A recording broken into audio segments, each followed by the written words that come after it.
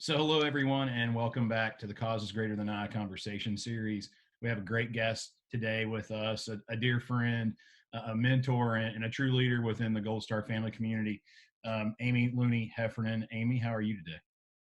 I'm doing well, Chad. How about you? Doing great, doing great. We've been talking about what it's like to adjust and having to reaffirm what day of the week it is every day. So Yes. I know that everybody's adjusting to that, and just a little bit about Amy for those of you that aren't familiar with her and don't know her and have that pleasure. She is the Gold Star wife of Brendan J. Looney, who was a lieutenant and a Navy SEAL, and she is also the vice president of a great partner organization of ours that's doing great work, the Travis Manion Foundation. So we so appreciate you, Amy, and your time today. And of course, we always want to start out these conversations saying the name of your loved one once again, Brendan J. Looney. And what would you like to share with folks that they can take away and learn about Brendan and that they can have a memory of him and his legacy? Yeah. Brendan was definitely, a force of nature. He was not a man that spoke many words.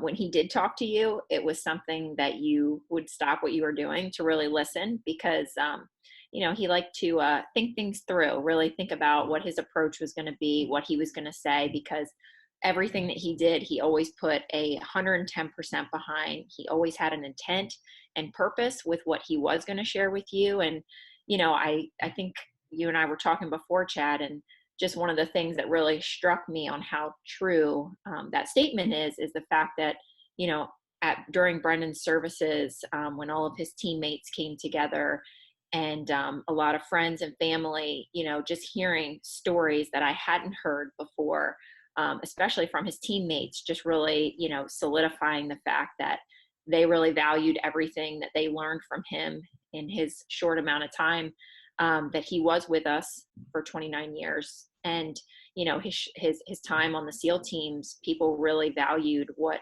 lessons Brendan was able to share with them and just his approach, very, very humble, um, not really looking for a lot of recognition on things, but you could really tell how much people valued the lessons and the things that he taught him, that he taught them while he was here with us. I know there's a story that you shared with me a while back about the recognition from other special operators, especially his SEAL teams, and recognition that he got. If you can just share that story, I think that speaks a lot to what I'm starting to get a little inkling of his character and through you Yeah, talking about him. yeah, definitely. So, the first part of Navy SEAL training is called BUDS, and throughout the course of that, there's obviously many physical and mental tests that these folks are put through. And at the end of that course, Brendan was nominated by his peers and other teammates as the honor man of his BUDS class. And I he never really mentioned it to me. I remember he kind of came home and there was some sort of a certificate or a plaque, and I had to ask him, what's this about? And I don't even think, even going back to that moment, that he actually gave me the full details, or even a lot of the harsh and trying situations that he was put through in order to gain that respect from his peers. I think he actually either put it in a closet and ended up sending it off to his dad, because I think for his dad it would be something that he really valued as an accomplishment that his son received. But to Brendan, he didn't really care, as long as he was doing the right thing, working hard, and being the best and providing the best, that he could be. I think that's all he really cared about. He didn't need any recognition or award to recognize that for him. Absolutely. So that the integrity of that and the integrity of his work and his service, and it's obviously had an impact on your life and what you are doing now as a Gold Star wife and as a leader in the Gold Star family community. Is that part of carrying that legacy forward? In his legacy, is your service, is that a part of what you are doing?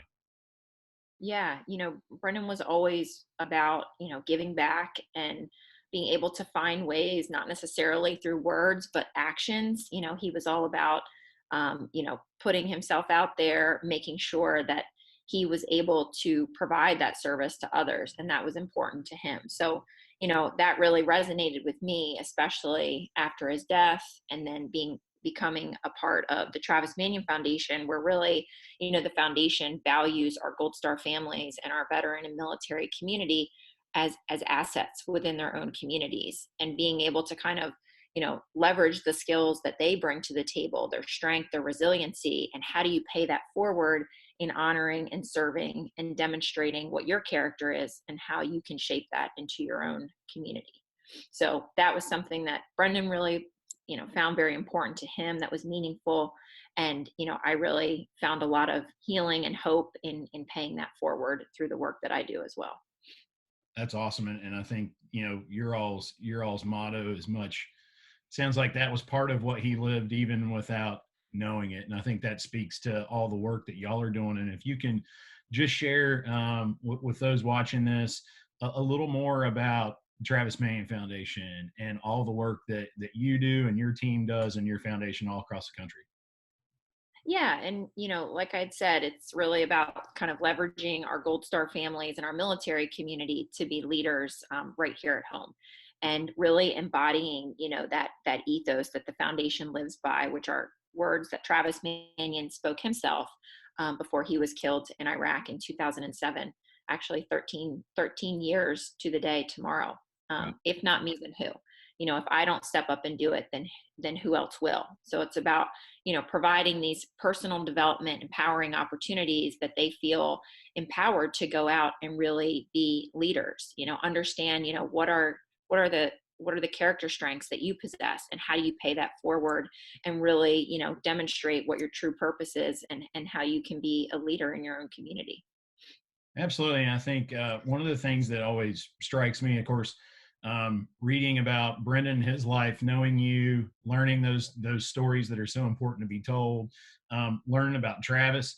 Of course, I can say this now because I'm now officially over the hill. I've got age to match the lack of hair now, but at such young ages, folks like Brendan, folks like Travis were developing this leadership and honing their character in such an impactful way at such a young age. And from the outside looking in, as we look at the work that y'all are doing, Mhm. that character development that you're instilling, it knows no age. But y'all are Right. taking opportunities to engage young folks and get them on that track. But I'm constantly blown away, you yourself, that character first counts, and that true sense of integrity and the message I think that y'all are delivering through the work you do is so impactful. And one thing that I kind of want to dive into, and you brought it up, you said the word resiliency, and I think y'all as Gold Star families continue to recreate. You improve and innovate in how to be resilient. And we've been talking to Gold Star families along the way to see, y'all's take on being shut in here during COVID-19, and something that you shared with me just about a week ago. Can you just enlighten us and what you can lend as advice and guidance to folks from all the things that you've gone through and those resiliencies that you've developed? Yeah. So, Chad, when we were talking about, kind of some of the struggles that everyone is faced with, and regardless of who you are, this is a very challenging time. I think that's fair to say. But I Absolutely. do feel that what I've seen in a lot of the Gold Star family members, obviously being myself as one, but all the others that we're, working with and communicating with on a daily basis, I think a lot of us feel that this isn't the first time that we've been faced in a situation where we've had to be, isolated, a little bit disconnected from things, finding ways to take care of ourselves, because in situations we have, as a Gold Star family member, you've lost a loved one, you've forced to, look a little bit inward and figure out, how do I have to step up? How do I have to take care of myself? And how can I be of value to others? And I think, when I think back, especially those first few years after losing Brendan, I it took a lot for me to, put myself out there, to establish a routine that worked for me. Things that other people would tell me, I'm like, that's great if that works for you, but maybe that doesn't resonate with me. So I feel like this situation, from the pandemic that we're all being faced with, I've seen a lot of our Gold Star families and really step up, and rise up to the occasion because they've been through this scenario before.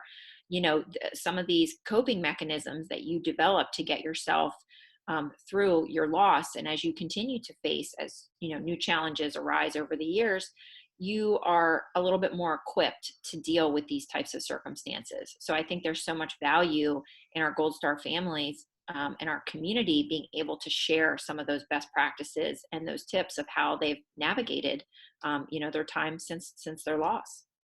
Absolutely. And I think as a general public, non-Gold Star family members, I think that's something that we need to look to y'all for. Like you said, you built those over time, and in scenarios, quite frankly, I would say much more grave and much more different than what we're all facing today. We keep getting the comparison that this is a war or a battle, and I think we all can embrace that thought, but it's not the same. So I think it's important that we look to y'all for guidance and for strength, and Yeah. y'all have once again recreated that resiliency, and have something to lend to all of us to really kind of take that, take what you've learned and what you're offering. And I know I wanted you to share with everyone the things that y'all are doing in the midst of this, as a Travis Manion Foundation. If you can share with them that while we're shut in, y'all are still focused on the mission, you're still focused on service, and you're finding some innovative ways to do that. If you could share that with the folks. Yeah, absolutely. So, when the pandemic started, we really leaned into our, initial effort, which was called Character Isn't Canceled. And that was really about, um, leveraging our military community and the mentorship that they provide, while still being able to deliver our character development program to young adults across the nation. So we were able to, continue having the mentorship from our military community and having them still continue to teach the different lesson plans and activities to help reinforce, some of the ways that we go about teaching our Character Does Matter program. And we were able to offer that, pretty much live Monday through Friday, in addition to providing resources and trainings and activities, all on our website at travismanion.org. Another element that we really leaned into was we have a very strong community that, as we've already talked about, is really, wanting to find ways to continue giving back. And when we're faced with, restrictions like social distancing and, kind of staying apart from each other, we still had Spartans, and volunteers in our community that wanted to continue serving. So we, provided Service in Place, which is really about, providing the resources that are relevant for your community. Maybe you're able to step out and deliver some, canned goods or whatnot to a local food bank. Maybe you're able to, make masks at home and provide some of the supplies that our hospitals and our, medical facilities need during this crisis. So there were ways for us to continue being able to give back and really serve the community, based upon what those needs were. And then I would say, last but not least, and this is how we are, continuing forward, is really about ensuring that our members are safe and that they're cared for and they have those systems in place, that they recognize that we are a community and we're still here. We may look differently, but we want to ensure that the well-being and mental health of our members are continue to be our top priority. That is going to be the long-term challenge that many of us face. Is there are challenges when you're isolated and you can't be a part of your normal day-to-day. Those things start to take effect and play a longer course over time. I don't think we're starting to see that early on, but I think as things get fleshed out a little bit more, you're going to see some of those challenges pick up. So we've provided ways to keep connected, whether that's through, virtual socials, happy hours, virtual rucking opportunities to get outside and continue some of that activity, but really about ensuring, especially with May coming and being Mental Health Awareness Month, we want to make sure that the mental health and well-being of our members, we're able to still provide that personal development so people still continue to feel empowered and feel like they're a part of something. And one of the things that we've been kind of, and I don't know where we got it, we probably borrowed it from somebody, but we just keep our mantra right now is new challenges bring new opportunities. And I think what you're talking about is we're being forced to take some looks in places where maybe a lot of us haven't. And Right. the piece of us taking care of ourselves, I think those are opportunities we can start to practice that, because it is a practice, right? You have Yeah. to, just like anything else, or training, or you have to build those skills and you have to hone them and you have to work on them and practice. And I think we're learning ways to do that in new and innovative ways, and I think we can look at that in a positive light, because like you said, we don't have a certain timeline. We're all flying a little bit blind right now, but Right. there are things we can do that when we come out the other side of this thing, I think we'll be, if we take advantage of these opportunities, stronger.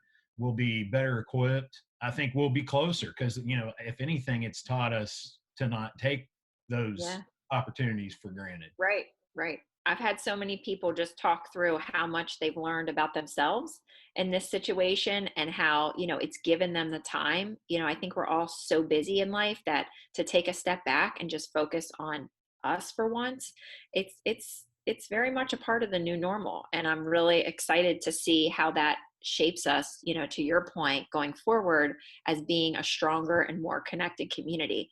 I also think that it will make us a more grateful nation, realizing that we've had things taken away from us that we're very much accustomed to having on the day to day. And I think this makes us look at things and reappreciate the value that they bring to us. Absolutely. And I think, as you mentioned, of course, coming up on Mental Health Awareness Month, and then coming up on Memorial Day, and a significant date. Any loss is a significant date, but the one you mentioned being, tomorrow with Travis's ultimate sacrifice.